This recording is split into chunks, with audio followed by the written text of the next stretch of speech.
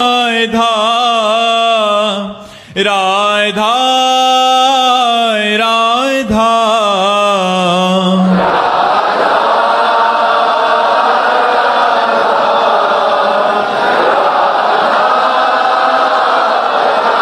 श्री राधा वल्लभ लाल की, समस्त संत हरि भक्तन की, श्री वृंदावन धाम की, सद्गुरुदेव भगवान की।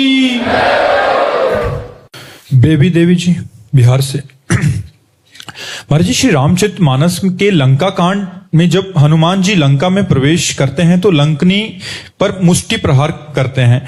फिर वो उन्होंने बोला, तात स्वर्ग अपवर्ग सुख रखिए तुला एक अंग, तूल न ताहि सकल मिली जो सुख लव सत्संग। महाराज जी, इसमें सत्संग का तात्पर्य क्या है? गोसा।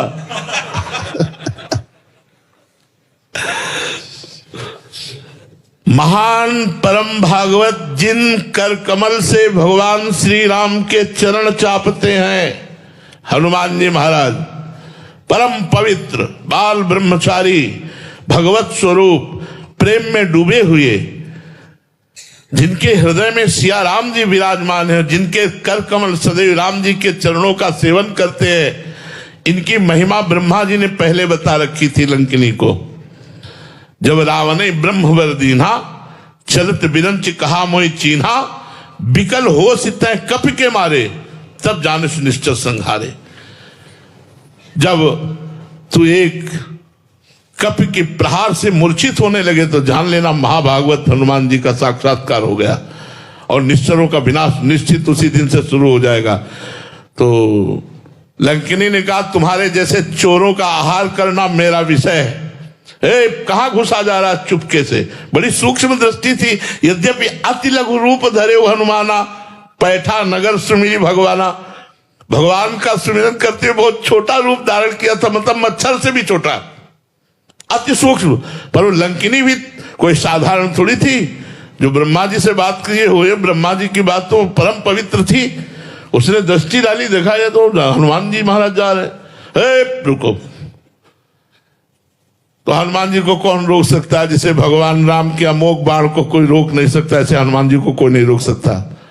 मुठिका मार महाकपजनी, खून उगलती हुई गिर पड़ी, बोले तात मोर अति पुण्य बहुता। एक घूसा पड़ा, बोले तात मोर अति पुण्य बहुता, मेरा बहुत पुण्य हुआ जो आपने मुझे छू लिया, आपने छू लिया। जिन कर कमल से राम जी के चरण चापते, आज उन्हीं कर कमल का मुझ राक्षसी को स्पर्श प्राप्त हुआ। जिनके हृदय में सिया राम विराजमान है, वो मेरे सामने है। तात मोर अति पुण्य बहुता, देखे नयन राम कर दूता। आज मैंने भगवान के दास को देखा, ये बात है। वहां संग जो है वो हनुमान जी का दर्शन और हनुमान जी का स्पर्श उसको प्राप्त हो रहा है। इस बात का उसको सुख मिल रहा है जी। पंकज कुमार जी कुरुक्षेत्र से। राधा वल्लभ श्री हरिवंश महाराज जी, आपके चरणों में दंडवत प्रणाम। गुरुदेव भगवान, आपके श्रीमुख से एकांतिक में कई बार सुना है कि भगवत प्राप्ति के मार्ग पर चलने हैं तो अपने आप को मरा हुआ मान लो। गुरुदेव, अपने आप को मरा हुआ कैसे माने महाराज जी? इसका तात्पर्य महाराज जी। आम शून्य जीवन ही अध्यात्म की ऊंचाई को प्राप्त करता है। आम शून्य होना ही वो विदेह जीवन है। मरो रे जोगी मरो, ऐसे मर के दीठो जैसे गोरख मर दीठो। आपो त्याग जगत में बैठे, नहीं किसी से काम, उनमें तो कछु अंतर नहीं, संत कहो चाहे राम। मन मारिया तन वश में की ना, हुआ भरम सब दूर, बाहर से कछ दिखत नाही, अंदर चमके नूर। आपो त्याग जगत में बैठे, नहीं किसी से काम, उनमें तो कछु अंतर नाही, संत कहो चाहे राम। जो संपूर्ण संसार के भोगों से विरक्त हो चुका है, निर्विणस्य विरक्तस्य पुरुषस्योक्त वेदिनः मनस्त्यजति दौरात्म्यम चिंतितस्यानुचिंतया, जो समस्त भोगों से विरक्त हो चुका है, शब्द स्पर्श रूप रसगंध, जिसने संसार के नानात्व का चिंतन त्याग दिया है, गुरुदेव, सदगुरुदेव, संतजन, शास्त्र, इनके उपदेशों को भली भांति हृदयंगम करके निश्चित कर लिया है कि आत्मस्वरूप ही सत्य है और ये तीनों देह और इनका विलास असत्य है, इसलिए वो असत्य से मन को हटाकर सत्य स्वरूप आत्मा स्वरूप श्री भगवान में या अपने आत्मा में स्थित कर दिया है, वो मरा हुआ पुरुष है, वो विदेह है, वो जीवन मुक्त है, वो अहम शून्य जीवन है। जब तक विषयों का चिंतन होता है, भोगों के भोगने में सुख है, तब तक ये जीवन नहीं। इस मार्ग में मरकर चला जाता है। नारायण अति कठिन है, हरि मिलन की बाट, या में पग पीछे धरे प्रथम शीश दे काट। शीश काटने का तात्पर्य अहम का नाश हो जाना। शास्त्र और गुरु की आज्ञा में अनुकूलता प्रतिकूलता, मान अपमान, सुख दुख, निंदा स्तुति, इसको समान सहते हुए चलना, यही है अमृतमय जीवन। मृत जीवन इधर तो अमृतमय जीवन इधर। मृत्युर्मा अमृतम गमय, असतो मां सदगमय, तमसो मां ज्योतिर्गमय। ये है, जब तक हमारा मन जिंदा है तो वो वासनाओं की खेल खेलने की इच्छा में हमें बांधता रहेगा। दुर्वासना मम सदा परिकर्षयन्ति, दुर्वासना सदैव हमें खींचती रहेगी। जब तक दुर्वासना के खेल खेलते रहेंगे तो उपासना परिपक्व नहीं होगी। वासनाएं नष्ट हुए बिना कोई उपासना की स्थिति नहीं प्राप्त करता, चाहे वो भगवत प्रेममयी उपासना हो, चाहे वो ज्ञानमयी उपासना हो, दोनों के द्वारा एक ही तत्व का अनुभव होता है। इसलिए मरने का तात्पर्य है संकल्प रहित मन, भगवत चिंतन परायण चित्त। भगवत चरणारविंद में ही सुख है, आत्म सुख ही सत्य है, ये निश्चय, और अहंकार का शुद्ध मय में या भगवान के चरणों में समर्पित हो जाना, यही तात्पर्य है। शिवम जी नोएडा से।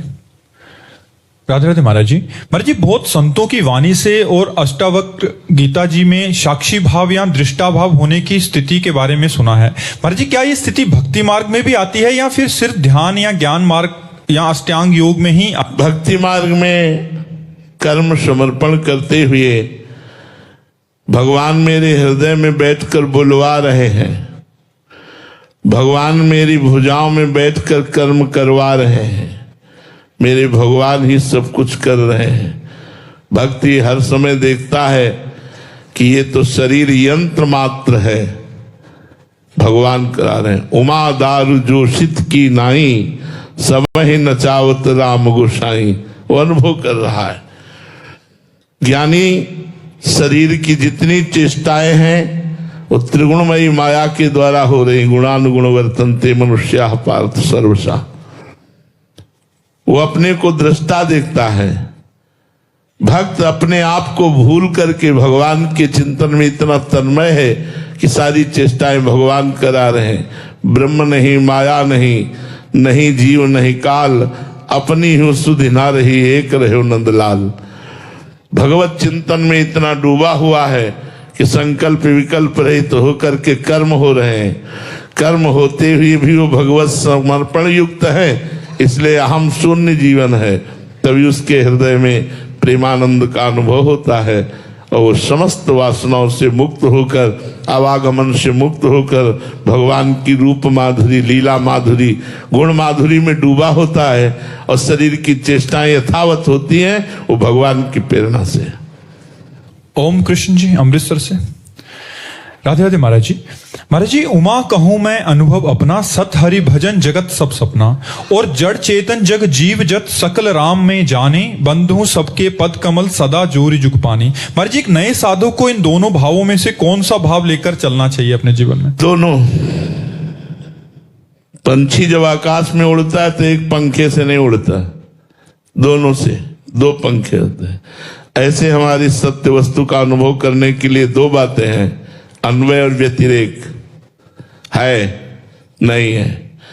जहां असत मार्ग में हमारी बुद्धि जाए तो मिथ्या, और सत्य मार्ग में जाए तो सत्य।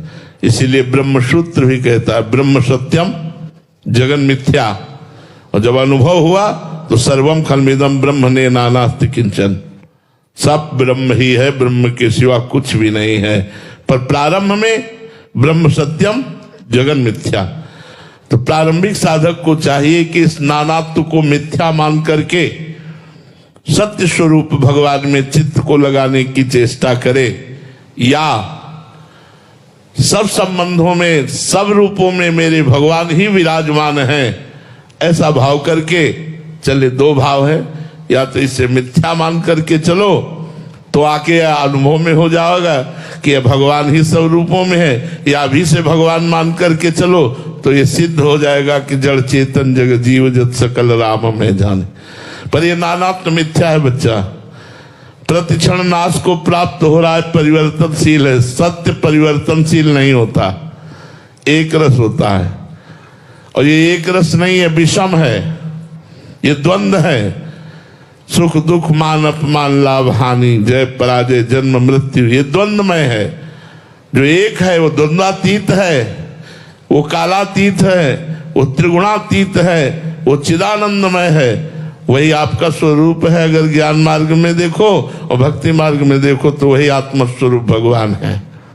इसलिए दोनों बातें समझनी होंगी, तभी ये बात समझ में आएगी। जितेंद्र कुमार जी, जिंद हरियाणा से। राधे राधे महाराज जी। महाराज जी, आप कहते हो कि अहंकार को मिटा दो तभी ईश्वर की प्राप्ति होगी। जिस मैं को मिटाने की बात हो रही है वो तो अपने आप को बचाने के लिए आध्यात्मिक साधना करता है, तो अंत में जो मिटा उसे मिटाने वाला कौन था? क्या कहना चाहते हो? किसका प्रश्न है? गुरुजी, मेरा प्रश्न है कि मैं साधना करता हूं अहंकार को मिटाने के लिए। अगर यही साधना मेरी अहंकार का कारण बन जाए, जैसे कि मैं बहुत बड़ा साधक बन गया। हाँ, ये दोष है, ये दोष है। ये दूसरों पर हे बुद्धि करके अपने में श्रेष्ठ बुद्धि लाएगा, जिसके कारण हमारा पतन हो जाएगा।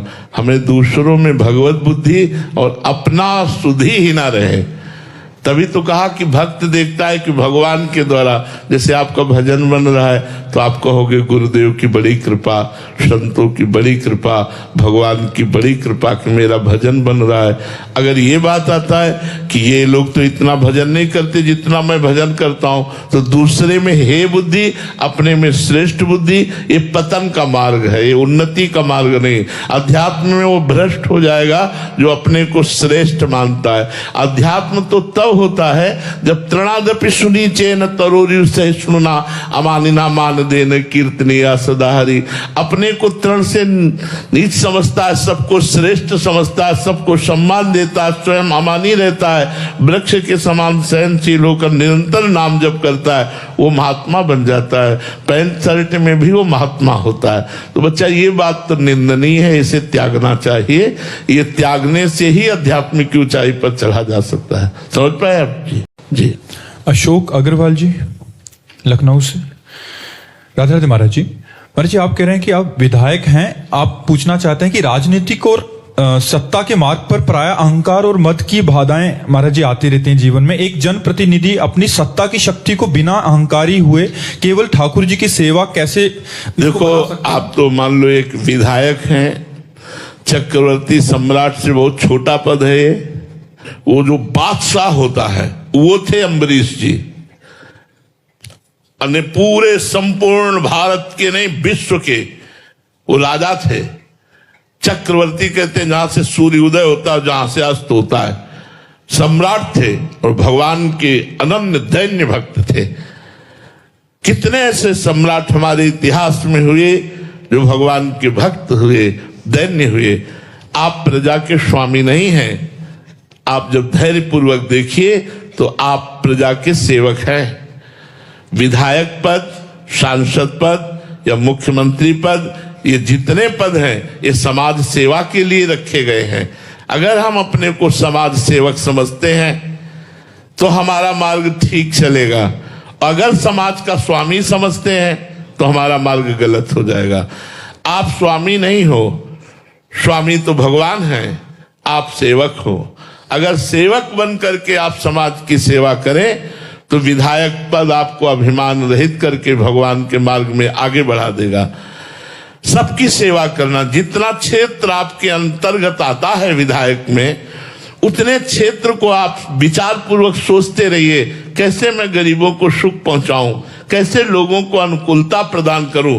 मैं एक सेवक हूं, भारत को एक ऐसे नागरिक की आवश्यकता है जो दूसरों को सुख पहुंचावे, वो चाहे विधायक हो चाहे सांसद हो। जब स्वसुख वांछा का त्याग करके समाज सुख के लिए सोचा जाता है तो वही भजन बन जाता है, और जब स्वसुख वांछा शोषण किया जाता है तो वही हमारे दुर्गति का कारण बन जाता है।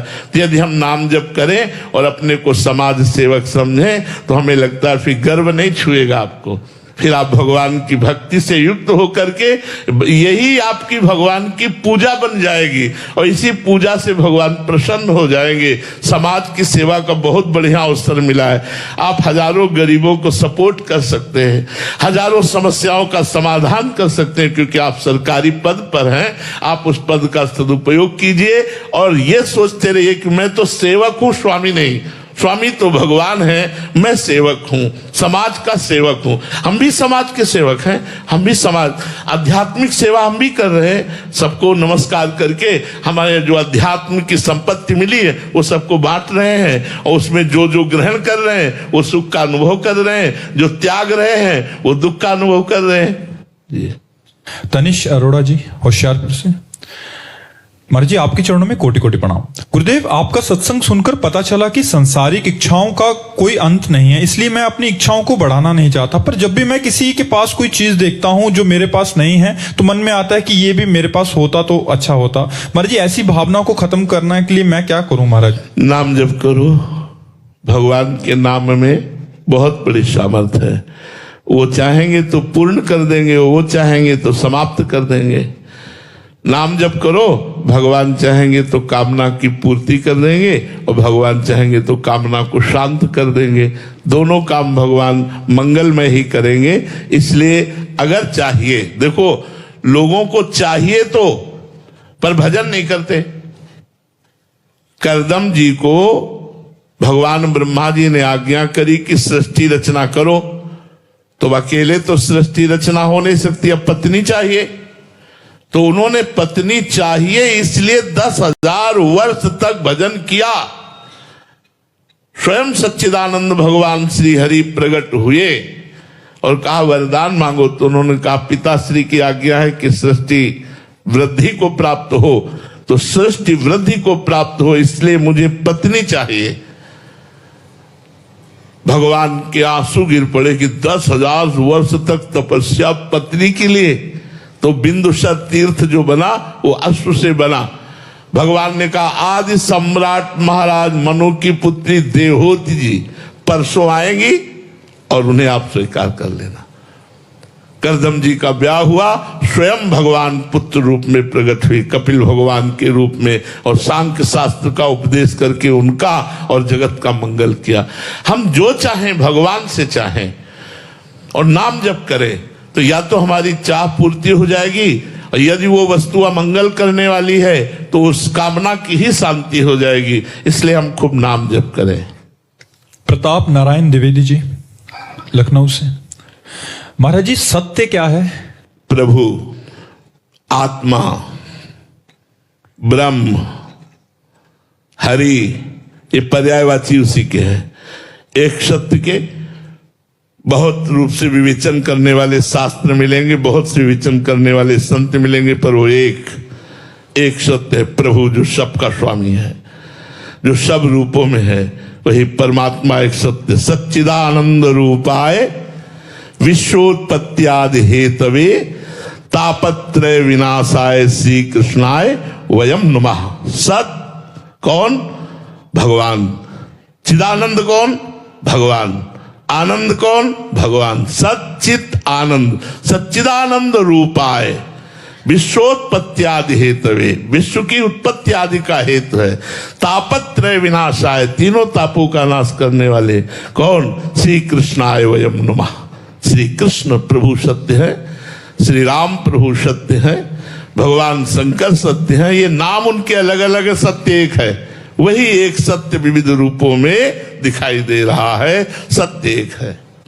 कृष्ण प्रसाद गुप्ता जी, राधे राधे महाराज जी। महाराज जी, माया पर विजय प्राप्त करना बहुत कठिन सा लग रहा है। एक क्षण लगता है कि मैं जीत पाऊंगा, पर जैसे ही प्रतिकूल परिस्थिति आने लगती है तो मैं टूट सा जाता हूँ, घबराहट सी होने लगती है। गुरुदेव, ये तीनों गुणों से गुणातीत कैसे हुआ जाए, मायातीत कैसे हुआ? ये ओ मन आदत स्व मई बुद्धि निवेश है। मेरे में मन लगा दो, मेरे में बुद्धि लगा दो। भगवान कहते देवी हेषा गुणमयी मम माया दुरत्या मामे ये प्रपद्यन्ते माया में ताम तरंते।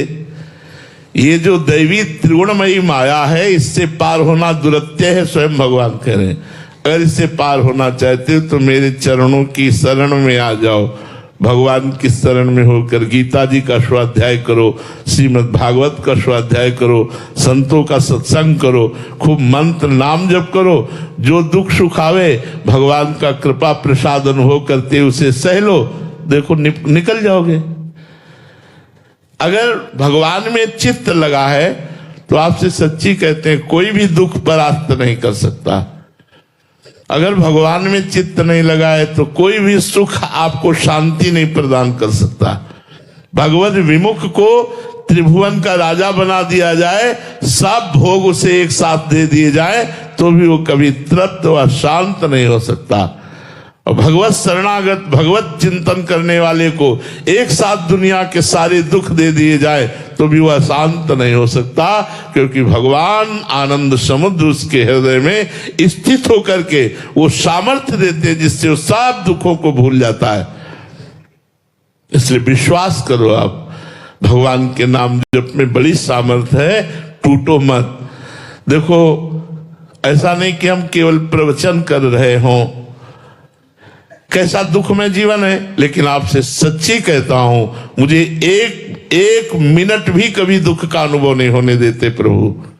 हर समय हमारा हृदय आनंदित रहता है, हम प्रसन्न रहते हैं। आप इतने सुखी नहीं होंगे जितने हम सुखी हैं। क्यों? आपका कहीं ना कहीं संसार से राग है, हमारा प्रभु से संबंध है, तो ना मरने का डर है और ना इस रोग का दुख है, हर समय आनंद बना रहता है। इसलिए सबसे प्रार्थना करते हैं, यदि सुखी होना चाहते हो तो प्रभु के चरणों का आश्रय ले लो, नाम जप करो। 24 घंटे में 24 मिनट ही प्रभु को दे दो, तुम्हारा मंगल हो जाएगा।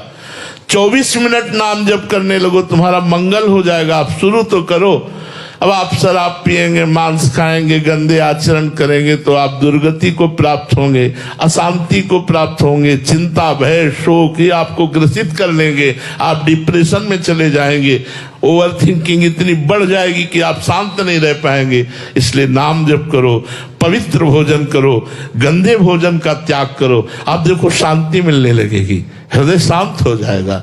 भोजन का बहुत बड़ा प्रभाव होता है। आज लोग ना भोजन पर ध्यान दे रहे हैं, ना पवित्रता पर ध्यान दे रहे हैं। जो मनाया, जैसा मनाया, खाया पिया वैसे ही किया, बस पशुवत आचरणों पर ज्यादातर वृत्ति लग रही है। आध्यात्मिक आचरणों को हम भूलते चले जा रहे हैं। इसलिए हमें जरूरत है अध्यात्म की, वही हमें शांति, वही हमें आनंद, वही जो हमें चाहिए वो अध्यात्म से मिलेगा, प्रकृति से तो मिल ही नहीं सकता। परमात्मा का अंश प्रकृति भोग से कभी सुखी नहीं हो सकता। जब तक वो परमात्मा में नहीं लगेगा तब तक सुखी नहीं हो सकता। और ये इंद्रियां प्रकृति की तरफ ही आकर्षित करती हैं, बस यही समस्या है। इसी समस्या को सुधार लिया जाए तो माया पर विजय प्राप्त हो जाएगी, और वो है भगवान का नाम, भगवान के गुण, भगवान की लीला, चरित्रों का गायन श्रवण, भगवान के संतों का संग। इससे बहुत जल्दी लाभ मिलेगा, बहुत जल्दी लाभ मिलेगा। श्री राधा वल्लभ लाल की